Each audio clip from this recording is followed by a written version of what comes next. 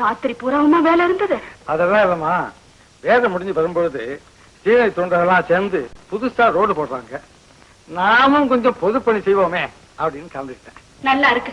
ராத்திரி பூரா இப்படி முடிச்சுக்கிட்டு இருந்தா உடம்பு என்னத்துக்கு ஆகும்?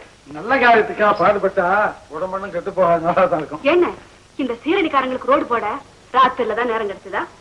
டாக்டருக்கும் தொண்டருக்கும் நேரம் காலம் ஏதுமா? எப்ப வாய்ப்பு கிடைக்குதோ அப்ப பொது தொண்டு செய்ய வேண்டியதுதானே. அண்ணே, உனக்கு ஒரு லெட்டர் வந்திருக்கு. லெட்டரா? அது என்ன மஞ்சாலம் தலைவருக்கு? சிரிப்பேன் மஞ்சால சிரிப்பு.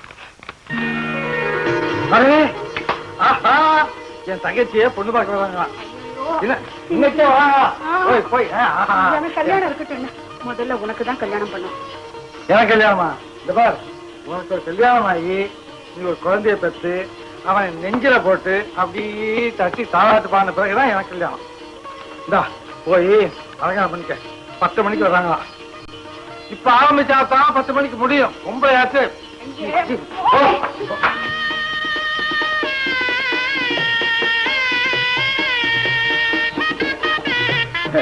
மகாராஜா நல்லாயிரம்மா. வேலையா ஐயா, உன் தங்கச்சி எங்களுக்கு ரொம்ப பிடிச்சிருக்கு. கல்யாணத்தை சீக்கிரமா நடத்திடுவோம். ரொம்ப நன்றிங்க. சரி, பையனை நீங்க பாத்துருக்கீங்க, பொண்ணு மாப்பிள்ளைய பார்க்க வேணாமா? அதான் வாங்க. தங்கச்சி நான் பார்த்தா போதும் சொல்லிச்சு. அப்படியா? சொன்ன வார்த்தை தான்.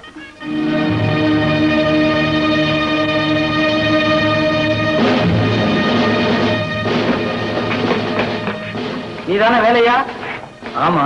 நேற்று ராத்திரி உங்க கம்பெனி கேட்கிற கொலை செய்த குற்றத்துக்காக உன்னை கை செய்யறோம். அண்ணா, கொலையா? ஐயோ, மன்னிச்சிருங்க. நீங்க வீடு தவறி வந்திருக்கீங்கன்னு நினைக்கிறேன். சரிதாப்பா, நீ வேலை பார்க்கிற கம்பெனி உனக்கு தந்த அடையாள விலை தானே இது? ஆமா. இது என்னதான்? இது கொலை நடந்த இடத்துல கிடந்தது. அது எப்படி இருக்கும்? என் சட்ட பையில போட்டிருந்தேன். சட்டை பாத்தியா அவன் சட்டைய? என்ன இதெல்லாம்? எங்க அண்ணனுக்கு ஒண்ணும் தெரியாது சார். நிச்சயமா அந்த கொலை செய்திருக்கவே மாட்டாரு. எங்க அண்ணனை நம்புங்க சார்.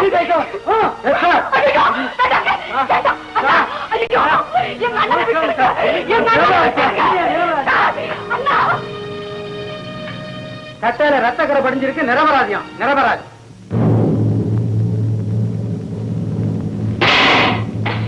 சபாஷ் ராணி, சபாஷ். Thank you daddy. எங்க இந்த பொம்மையை சுடு பார்க்கலாம்.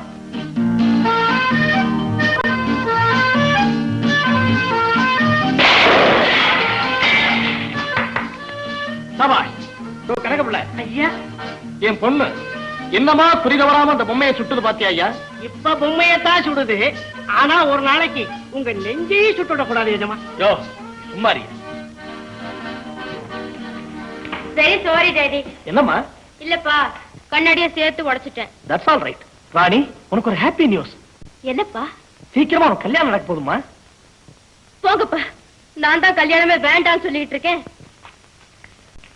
என்னங்க ராணி கல்யாணமே வேண்டான்னு சொல்லுது? யோ நீ ஒரு பைத்தியம் ஐயா. எந்த பொண்ணுதான் கல்யாணம்னு சொன்ன உடனே எஸ் டாடி அப்படின்னு சொல்லும். வெக்கமா இருக்காத ஐயா? என்னங்க என்ன இருந்தாலும் நீங்க பெண்ணை வளர்க்கிற முறை சரியில்லைங்க. பெத்த தாய் இல்லாதனால ஒரு தகப்பன் தன் பெண்ணை தப்பா வளர்த்து தாங்குற பழி உங்களுக்கு வந்துடுமோன்னு எனக்கு பயமா இருக்குங்க. யோ என்னையா அநியாயமா பயப்படுற? எனக்கு ஆண் குழந்தை இல்லைங்கிறதுனால ஏதோ ஆணுக்கு ஆனா பெண்ணுக்கு பெண்ணா கொஞ்சம் செல்லம் கொடுத்து வளர்த்துட்டேன். எல்லாம் கல்யாணமானா சரியா போயிடுமியா? நாளைக்கு மாப்பிள மனோகர் வரப்போறான். அப்ப என்ன நடக்குதுன்னு பாரு.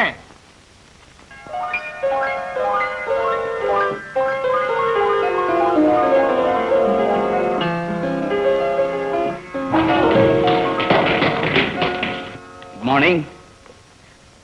Good morning. நீங்க யாரு? என் பேர் மனோகர். மிஸ்டர் சிதம்பரம் இருக்காருல்ல?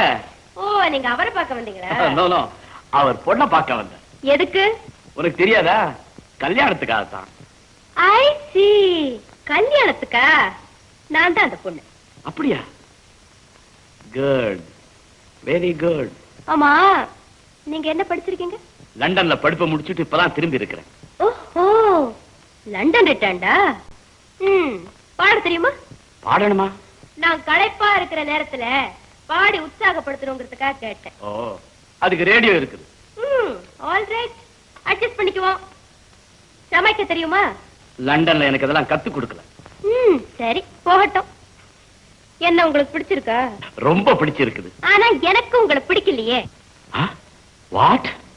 ஆமா மிஸ்டர், பெண்ணை பார்த்து அபிப்பிராயம் சொல்றதுக்கு ஆணுக்கு தான் உரிமை உண்டா? மாப்பிள்ளை வருவான், பெண்ணை பாப்பான், அந்த பெண்ணை கொலு பொம்மை போல அலங்காரம் பண்ணி எதிரில கொண்டாந்து நிறுத்துவாங்க. கால்ல விழுவா, காஃபி கொடுப்பா. ஆனா மாப்பிள்ளை நான் ஊருக்கு போய் லெட்டர் எழுதுறேன்னு சொல்லிட்டு போயிடுவான். அந்த லெட்டர் வரதுக்குள்ள அந்த பெண்ணு மனசுல என்ன பதில் வருமோ, எப்படி வருமோ அப்படின்னு ஒரே திகில், லட்சம், நெருப்பு. இப்படி பெண்கள் மட்டும்தான் நடுங்கி சாகணும் என்ன விதியா? அகங்காரம் பிடிச்ச ஆண்களையும் இப்படி துடிக்க வைக்கணுங்கிறது தான் என் கருத்து. ரொம்ப புதுமையான கருத்து. ஆனா இந்த ஜென்மத்துல உனக்கு கல்யாணம் நடக்காது. கல்யாணமே வேண்டான்னு சொல்றவன் தான் நினைச்சேன். இந்த அதிக பிரசங்கத்திலமான டிரெஸ் பார்த்த உடனே நினைச்சேன் இது ஒரு மரியாதை தெரியாத கூட்டம். Shut up, mister. இது என் வீடு. Please get out. போறேன். என் பெண்ணை பார்க்கவான்னு எனக்கு கடுதா செய்தனார உங்க அப்பன். அந்த பெரிய மனுஷன் வரட்டும், அவங்கிட்டே உன் பேகணத்தை சொல்லிட்டு போறேன்.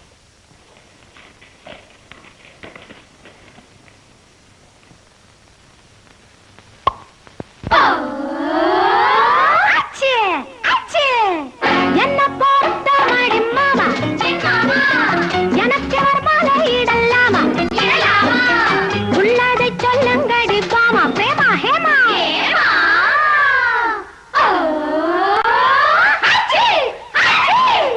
என்ன பார்த்த மடி மாமா, எனக்கு ஒரு மாலை இடலாமா?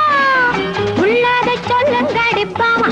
அம்மம்மா அம்மாமா அம்மம்மா அம்மம்மா அம்மாமா அம்மம்மா.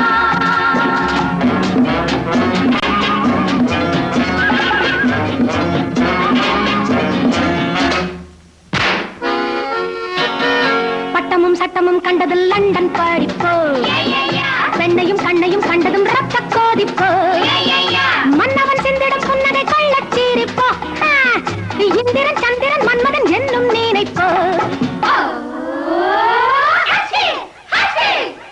என்ன பார்த்த மடி மாமா, எனக்கு ஒரு மாலை இடலாமா? உள்ளதை சொல்லுங்கடி பாமா. அம்மம்மா அம்மாமா அம்மம்மா.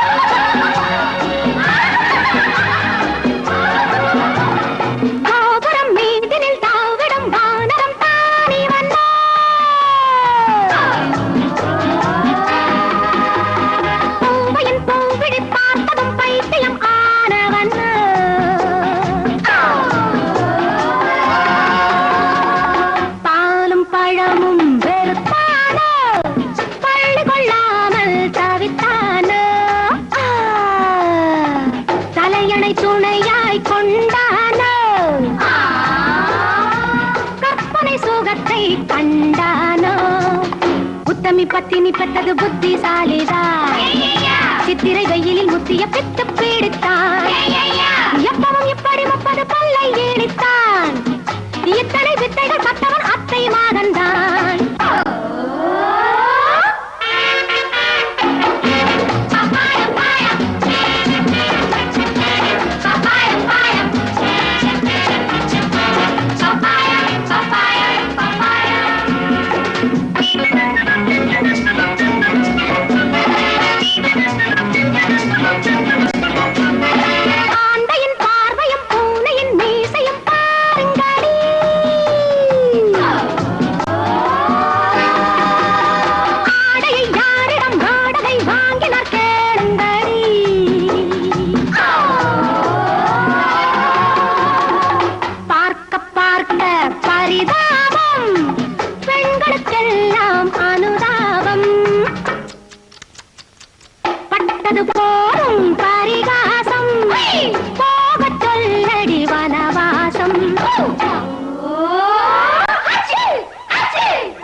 என்ன பார்த்த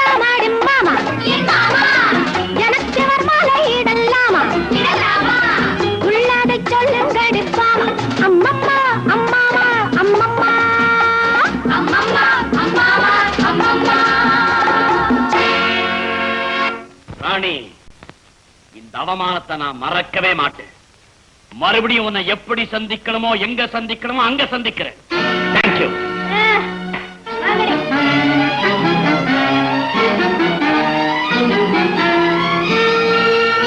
அப்படியா? வாங்க வாங்க. வாங்க வேண்டியதெல்லாம் வாங்கியாச்சு. என்ன சொல்றீங்க? உங்க பொண்ணு ஒரு ராட்சசி, அடங்காப்பிடாரி. மனோகர், கொஞ்சம் நிதானமா பேசுங்க. நல்லா நிறுத்தியா? இது மாதிரி பொண்ண பெத்ததுக்கு நாக்க பிடிங்கிட்டு சாகலாம். ராணி. Yes daddy. ஏமா மாப்பிள்ள போச்சிட்டு போறாரே, என்னமா நடந்தது? படிச்சான் நான் மடைய. சொன்ன உடனே மரியாதையா போகல, விரட்டின. ஏமா உனக்கு இந்த மாப்பிள்ள பிடிக்கலையா? வேற மாப்பிள்ள பாக்கட்டுமா? நான் தான் கல்யாணமே வேண்டாம் வேண்டாம் சொல்லிக்கிட்டு இருக்கேனே, மறந்துட்டீங்களாப்பா? ராணி, அதெல்லாம் நீ வெக்கத்தினால சொன்னது இல்லையா? விளையாட்டா சொன்னது இல்லையா?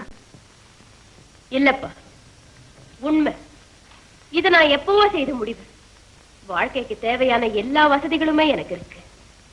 நான் தனியா வாழப் போறேன், சுதந்திரமா வாழப் போறேன். இது தவறான முடிவம்மா. பெண்ணா பிறந்தவளுக்கு இளமை காலத்துல பெற்றோரும், பருவ காலத்துல கணவனும், முதுமை காலத்துல பிள்ளைகளும் தான் துணையம்மா. எனக்கு பிறகு உன்னை யாரும்மா பாதுகாப்பா? எனக்கு எதுக்கு பத்துணை? நான் அனாதையா வாழ தயாரா இருக்கேன், ஆனா அடிமையா வாழ முடியாது. அத உலகம் ஒத்துக்காதும்மா. பெண்ணுங்கிறது கடன் வாங்கப்பட்ட சொத்து.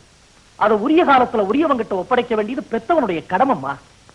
ஏ, என்ன வீட்டை விட்டு விரட்டுறதா முடிவு செய்துட்டீங்களா? பெண்களை எல்லாம் தங்களுக்கு அடிமையா இருக்கிறதுக்காகவே ஆண்டவன் படைச்சான் நினைக்கிற இந்த ஆண் வர்க்கத்துக்கு மத்தியில ஒருத்தி தனியா நின்னு வாழ்ந்தாலும் சரித்திரம் பேசணும்பா. ராணி, என்னை யாரும் மாத்த முடியாது. எனக்கு கல்யாணம் வேண்டாம் வேண்டாம் வேண்டாம். ராணி, ராணி, ராணி, இதுதான்.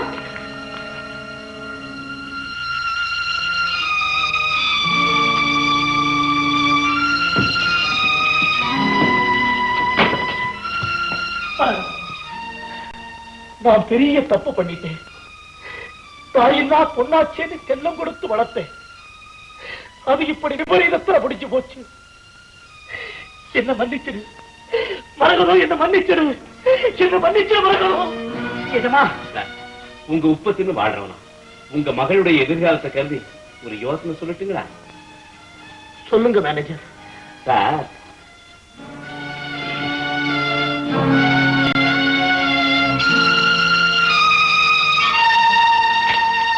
இது மாதிரி ஒரு உயில் எழுதுங்க.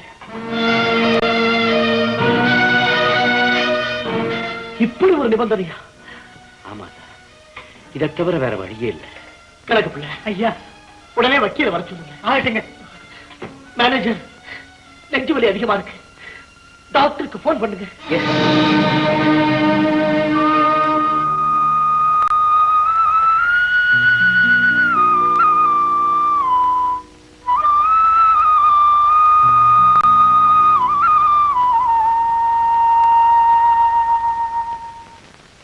கொலை திட்டமிட்டு செய்யப்பட்ட பயங்கரமான படுகொலை. கணம் கொற்றார் அவர்களே, இதோ குற்றவாளி குண்டிலே இருக்கும் இந்த வேலையா சிதம்பரம் கம்பெனி கேசியர் கணபதியை சென்ற ஜூன் மாதம் 1 தேதி என்று இரவு 11 மணிக்கு கொலை செய்திருக்கிறார். அதற்கு ஏராளமான ஆதாரங்கள் இருக்கின்றன. இருவருக்கும் சம்பள தகராறு காரணமாக ஏற்கனவே பகை இருந்திருக்கிறது. கொலை நடந்த இடத்தில் வேலையாவின் அடையாள வில்லை கடந்திருக்கிறது. கொலை செய்யப்பட்ட கேசியர் கணபதியின் ரத்தம் சோய்ந்த சட்டை வேலையாவின் வீட்டில் கிடைத்திருக்கிறது. வேலையா அன்றிரவு வீட்டிற்கு வரவே இல்லை. விடியற்காலையில் தான் வந்திருக்கிறார். அதை அவர் மறுக்கவில்லை. எனவே வேலையாதான் குற்றவாளி என்பதில் கடுகளவும் சந்தேகமில்லை. ஆகவே வேலையாவுக்கு கடுமையான தண்டனை விதிக்குமாறு கோட்டார் அவர்களை கேட்டுக்கொள்கிறேன். நீ ஏதாவது சொல்ல விரும்புறியா? நான் உண்மையிலேயே ஒரு நிரபராதி. இந்த கொலைக்கும் எனக்கும் எந்த சம்பந்தமும் இல்லை. அதை உன்னால நிரூபிக்க முடியுமா?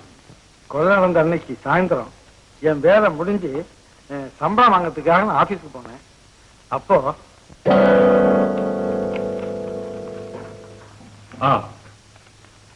கையெழுத்து வாங்குறது 20 ரூபாய்க்கு, கொடுக்கறது 15 ரூபாய். இப்படி ரூபாய்க்கு 4 ரூபாய் பிடிச்சா என்ன அர்த்தம்? அர்த்தத்தை கேட்ட உனக்கு தான் அனர்த்தம்.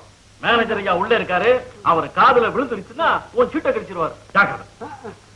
இந்த அக்கிரமத்துக்கு ஒரு முடிவே இல்ல. என்ன மாணிக்கணும், என்ன தகராறு? என்ன வேலையா புதுசா கேக்குறேன்? நம்ம வாங்குற சம்பளம் நம்ம கால் வயிற்றுக்கு பத்தல. இதுல ரூபாய்க்கு 4 ரூபா கமிஷன். கமிஷன் வாங்க. ஏன் மிஸ்டர் காகே கமிஷன் வாங்குறீங்களா? கமிஷன் இங்க பாரு வேலையா, இதெல்லாம் மாமூல், எங்கேயும் நடக்கிறதா. உனக்கு கமிஷன் முடிக்கிறோமா? இல்லையே, போயிடு ஒதுங்க. இப்ப எனக்கா பேசுறேன், இவங்களுக்கா பேசுறேன். காலேஜில் படிச்சுட்டு இந்த கூலி வேலை தான் செய்வேன்னு ஒத்த கால நின்னியே, எனக்கு அப்பவே தெரியும் இப்படி ஊரை கூட்டி கலகம் பண்ணுவேன். அந்த கதையா இருக்கட்டும். இப்ப மரியாதையா இவங்களுக்கு சேர வேண்டிய முழு சம்பளத்தையும் கொடுக்க போறியா இல்லையா? கொடுக்கலன்னா என்ன செய்வேன்? உயிரோட வீடு போய் சேர மாட்டியாமா? என்னென்ன பேசு பாவம், எல்லாம் அந்த மேனேஜர் செய்யற வேலை என்ன? ஓஹோ, 2 பேரும் சேர்ந்து கொள்ளை அடிக்கிறீங்களா? இப்பவே போலீஸ் தம்பி சம்பளத்தை ஒழுங்கா கொடுத்துறேன் தம்பி. அந்த மேனேஜர் தான் என்னை இந்த பாவத்தை செய்ய சொல்லி சொன்னான்.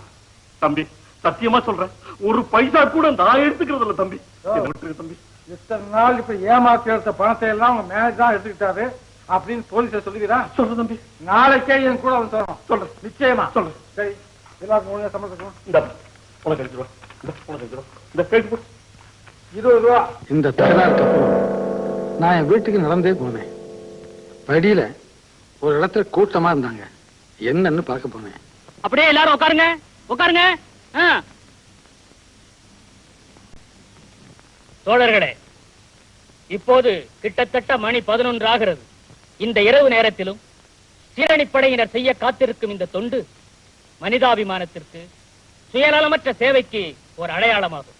பகல் முழுவதும் பல இடங்களிலே பணிபுரிகின்றவர்கள் இரவு நேரத்திலே இவ்விதமாக தொண்டு புரிவது உலகில் எங்கும் காண முடியாத அதிசயமாகும்.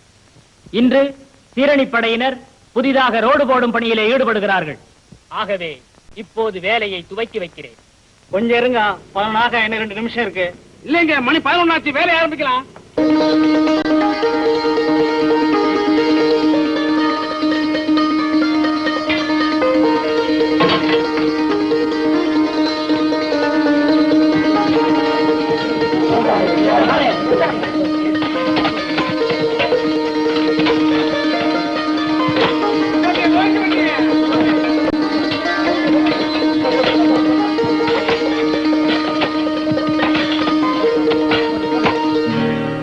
நீ வேலை செய்ததுக்கு என்ன ஆதாரம்? லிஸ்ட்ல உன் பேர் இருக்கா? இல்ல, நான் தற்செயலா அந்த பக்கம் போனேன். எல்லாரும் வேலை செய்திருந்தாங்க. எனக்கும் ஒரு ஆர்வம், நானும் கலந்துக்கிட்டேன். யுவர் ஆனர், குற்றம் சாட்டப்பட்டவர் கொலை நடந்த நேரத்தில் தான் வேறு இடத்தில் இருந்ததாக நம்ப வைக்க ஆதாரம் இல்லாத ஒரு பொய்யை சொல்லுகிறார். இதை கோட்டார் ஏற்கக்கூடாது. இந்த மாதம் 25ஆம் தேதி என்று தீர்ப்பு சொல்லப்படும்.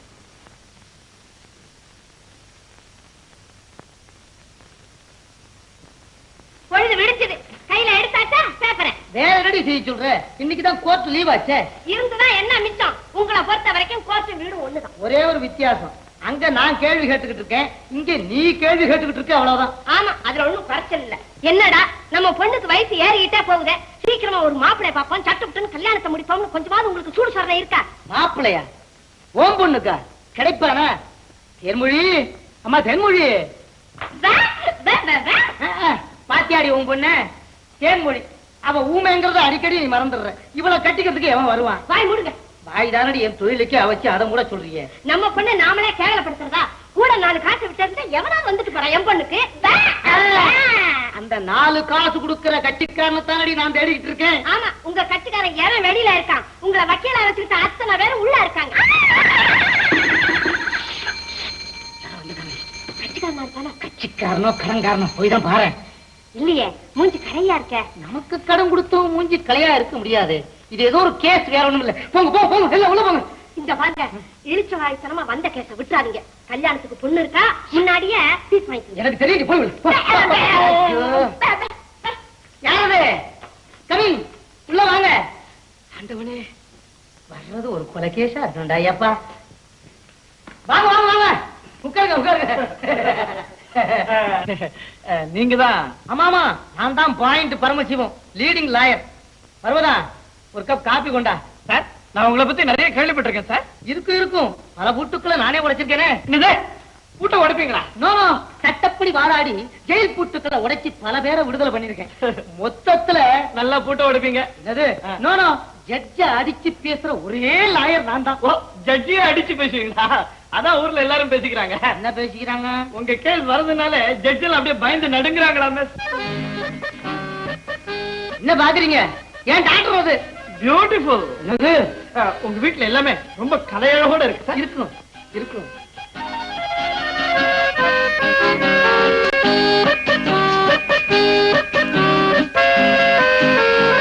இங்க பாருங்க, நீங்க கொண்டு வந்திருக்கிற கேஸ் என்ன விஷயம்? கேஸ் ஒண்ணு இல்ல சார்.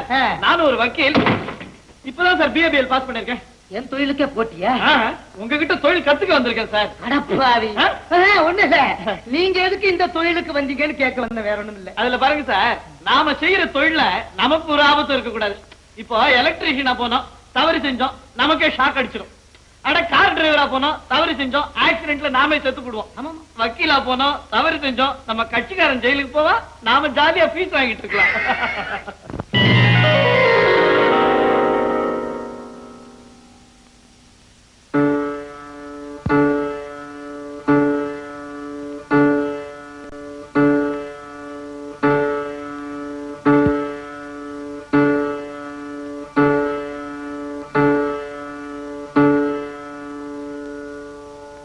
இந்த வழக்கில் கொலை செய்யப்பட்ட கேஷியர் கணபதிக்கும் வேலையாவுக்கும் ஏற்கனவே தகராறு இருந்தது என்பதற்கு வேலையாவின் நெருங்கிய நண்பர்களே சாட்சியம் கூறியுள்ளனர். மேற்கண்ட சாட்சியங்களை ஆதாரமாக கொண்டு வேலையாதான் கொலை செய்தான் என்பதை உறுதி செய்கிறது. எனவே இந்தியன் பீனல் கோடு 302வது செக்ஷன் படி குற்றவாளி வேலையாவுக்கு மரண தண்டனை.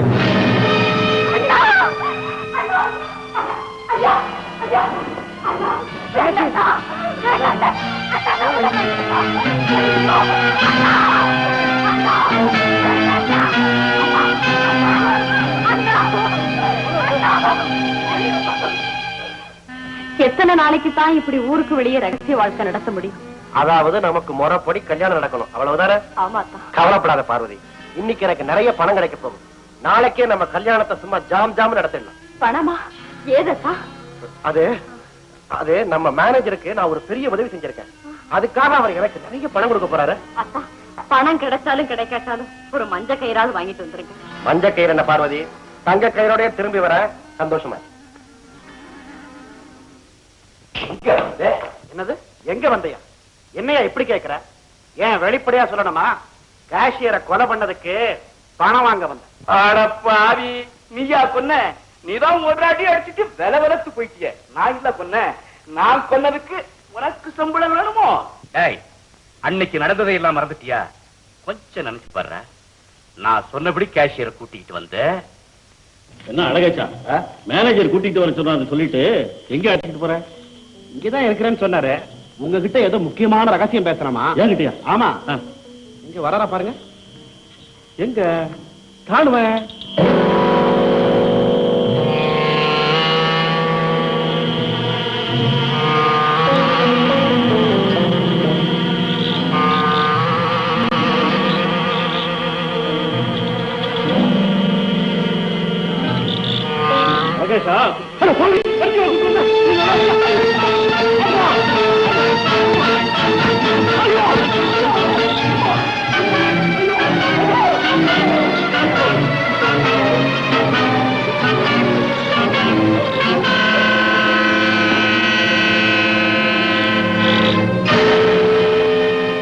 அழகாச்சா, என்ன இது? இதுதான் வேலையாவோட அடையாளம் இல்ல.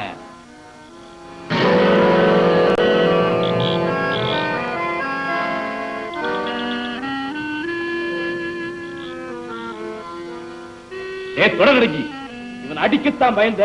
இந்த சட்டையாவது பத்திரமா கொண்டு போய் வேலையா வீட்டுல போடு. எதுக்கு? எதுக்கா? ஒரே கல்லுல ரெண்டு காய். நம்ம ரகசியம் எல்லாம் தெரிஞ்ச கேஷியர் தொலைஞ்சான். இவனை கொன்னதா நாளைக்கு வேலையாவை போலீஸ் பிடிச்சு. நம்ம எதிரிகள் 2 பேருமே க்ளோஸ்.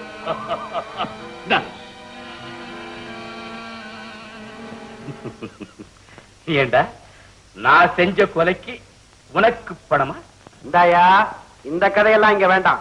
நீ செய்த அயோக்கியத்தனத்தை எல்லாம் கேஷியரும் வேலையாவும் முதலாளி கிட்ட சொல்லிடுவாங்கன்னு பயந்து கேஷியரை கொலை செய்ய சொன்ன.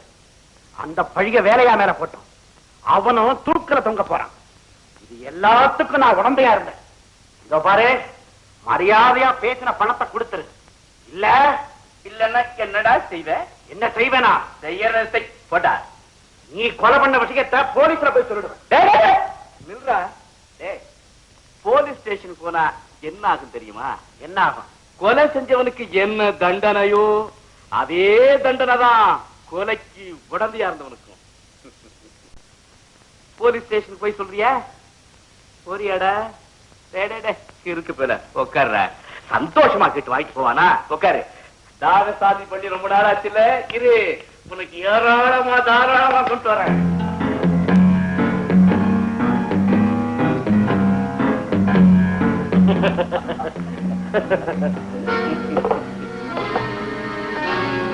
சாப்பிட்டு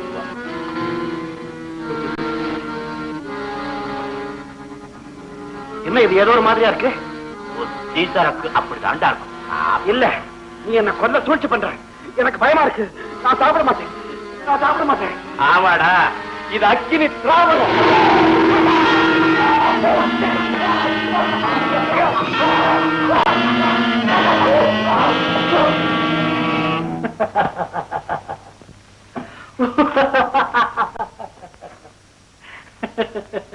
வேலையா என்ன இப்படி சிரிக்கிற? சிரிக்காம என்னையா பண்றது? தூக்கு தண்டனை விதிச்சாச்சு, நாளையும் குளிச்சாச்சு. பயத்துக்கு பசிக்குதான், சாப்பாடு வேணுமா? அது நிறுத்த முடியுதா? அது நினைச்சா சிரிப்பு வந்தது. சிரிக்கிறியேன்னு கேட்கிறிய? நல்லா துன்பம் வரும்போது சிரிக்கணும்னு சொல்லுவாங்க. அப்படி யாரும் சிரிச்சதாக தெரியல. இந்த வேலையா இருக்கிறானே விசித்திரமான பிறகு. கேட்டியா சிரிப்ப? உண்மையின் சிரிப்பை ரசிக்கிறேன், அதில் உலகை மறந்து சிரிக்கிறேன். உண்மையின் சிரிப்பை ரசிக்கிறேன், அதில் உலகை மறந்து சிரிக்கிறேன். எது வந்தாலும் தாங்கிடும் இந்த இதயம் கலங்காது. எது வந்தாலும் தாங்கிடும் இந்த இதயம் கலங்காது.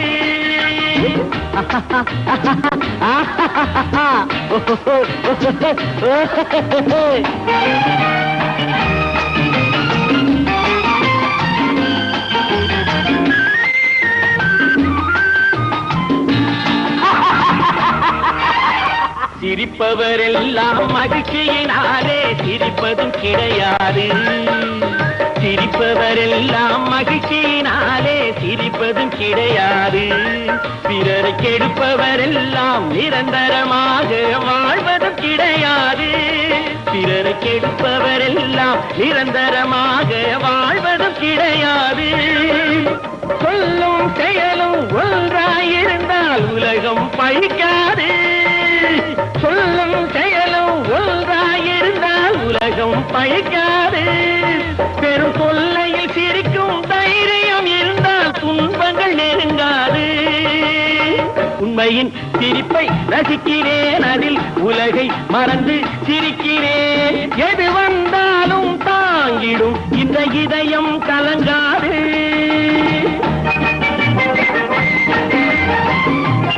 இன்று 12 இடங்களில் தீ விபத்து, 100 குடிசைகள் சாம்பல், குடிசை வாழ் மக்கள் அவதி. ஐயா, யாரோ படுவாய் பசங்க குடிசைகளுக்கெல்லாம் நெருப்பு வச்சுட்டு ஓடி போயிட்டாங்களா? ஊர்களை கொளுத்தும் கொடியவர் செயலை மிருகமும் செய்யாது. ஊர்களை கொளுத்தும் கொடியவர் செயலை மிருகமும் செய்யாது. ஏழை குடும்பங்கள் அழுது சிந்திய கண்ணீர் சும்மா போகாது. ஏழை குடும்பங்கள் அழுது சிந்திய கண்ணீர் சும்மா போகாது. அடிக்கடி மாறும் மனிதர்கள் கூறும் அறிவுரை செல்லாது. அடிக்கடி மாறும் மனிதர்கள் கூறும் அறிவுரை செல்லாது. இங்கு அடைக்க வேண்டியவர் கணக்கை எடுத்தால் சிறையே கொள்ளாது. இங்கு அடைக்க வேண்டியவர் கணக்கை எடுத்தால் சிறையே கொள்ளாது. உண்மையின் சிரிப்பை ரசிக்கிறேன், அதில் உலகை மறந்து சிரிக்கிறேன். எது வந்தாலும் தாங்கிடும் இந்த இதயம் கலங்காது.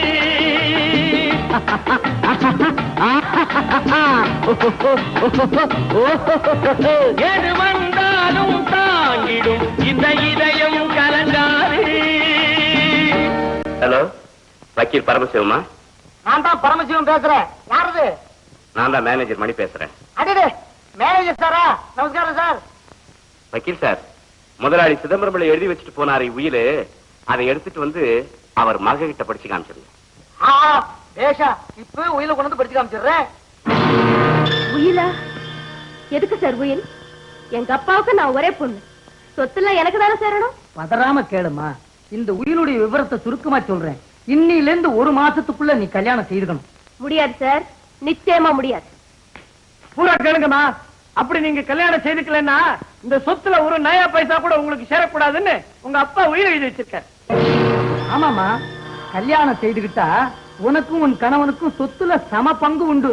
இல்லன்னா நீங்க வசிக்கிற இந்த வீடு, தோட்டம், காரு, தட்டுமுட்டு சாமா எல்லாம் தர்மத்துக்கு போயிடும். ஆல் தர்மம்.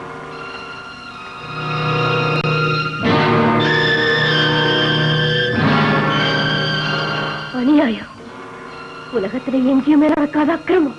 நீங்க கல்யாணமே செய்துக்க மாட்டேன்னு சொல்றீங்களே, அது கூட உலகத்துல எங்கேயுமே நடக்காத அக்கிரமம் தானா? கல்யாணம் வேணும் வேண்டாங்கிறது என் சொந்த பிரச்சனை சார். தான் சம்பாதிச்ச சொத்துக்களை யாருக்கு எப்படி உயிர் எழுதி வைக்கிறதுன்றதும் உங்க அப்பாவுடைய சொந்த பிரச்சனை தான். வக்கீல் சார், நான் ஏமாடி இல்ல, எப்படியும் இந்த சொத்தை அடைஞ்சே தீருவேன். பெரிய பெரிய வக்கீல்களை வச்சு கேஸ் நடத்தி இந்த உயிரை உடைக்கிறேன். பெரிய வக்கீலா வைக்க போறாங்களா? உங்களுக்கு சான்ஸ் இல்ல. முடியாதும்மா, முடியாது. அவர் எழுதியிருக்கிற உயில சட்டப்படி ஆட்சேபிக்க முடியாது. அப்படின்னா எங்க அப்பா என்ன பிச்சைக்காரி ஆக்கிட்டார். சாக போற நேரத்துல சதி செய்து என்ன பழி வாங்கிட்டார். நோ, திஸ் இஸ் நாட் சதி. உங்க எதிர்காலம் நல்லா இருக்கணும்ன்ற ஆசையில தான் உங்க அப்பா இந்த மாதிரி ஒரு காரியத்தை செஞ்சிருக்காரு. நீங்க மட்டும் சரின்னு சொல்லுங்க, உங்க கல்யாணத்துக்கு நாங்களே ஏற்பாடு பண்ணிடுறோம். இதுவே வாத்தியார் வந்து கல்யாணத்தை பண்ணி வச்சுருவார். சார், தூண்டில போட்டு மீனை பிடிக்கலாம், எலும்ப காட்டி நாய வளைக்கலாம். ஆனா இந்த சொத்தை காட்டி என் லட்சியத்தை அழிக்க முடியாது. நான் மானம் உள்ளவர், வைராக்கியம் உள்ளவர். சரி, உன் விதிப்படி நடக்கட்டும், நாங்க வர்றோம். அம்மா, இன்னும் 1 மாசம் தான் டைம் இருக்கு. அதுக்குள்ள நீங்க கல்யாணம் செஞ்சுக்கிட்டாதான் சொத்து உங்களுக்கு கிடைக்கும். நோ கல்யாணம், நோ சொத்து.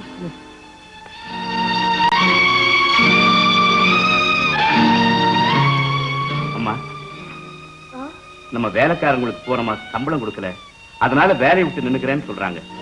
ஐயோ, வேலைக்காரங்க இல்லாம என்னால எப்படி இருக்க முடியும்? அது மட்டும் இல்லம்மா, இன்னையில இருந்து பேங்க்ல பணம் எடுக்க முடியாது, காருக்கு பெட்ரோல் போட முடியாது, சுருக்கமா சொன்னா சாப்பாட்டு செலவு கூட பணம் இல்லம்மா. நிறுத்துங்க, நிறுத்துங்க. பயப்படாதீங்கம்மா, இந்த அநியாயமான உயிரை எழுத்து கேஸ் நடத்தினா வெற்றி நிச்சயம் நமக்கு தான். கேஸ் நடத்த கூட நம்ம கிட்ட பணம் இல்லையா மேனேஜர்? கவலைப்படாதீங்கம்மா, நான் ஒரு யோசனை சொல்றேன். என்ன? கடன் வாங்குவோம், என்ன இருந்தாலும் சொத்தெல்லாம் நமக்கு தான் திருப்பி வரப்போகுது. உங்களுடைய ஒரே ஒரு கையெழுத்து இருந்தா போதும், இந்த உலகத்தையே நான் கடனா வாங்குவேன்.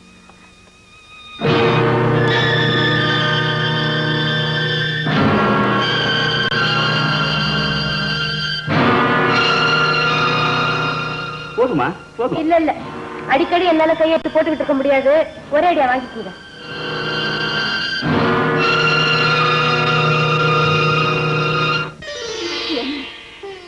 என்ன முடிவுன்னு கேக்குறியா? நான் சிரிச்சப்போ நீ சிரிச்ச, நான் அழுதப்போ நீயும் அழுத. ஆனா இப்ப மட்டும் என்ன தனியா விட்டுட்டு நீ முன்னாடி போயிடலான்னு பாக்குறியா? முடியாது, என்ன முடியாது. உனக்கு முன்னாடி இந்த உலகத்தை விட்டு நான் போயிடுறேன்.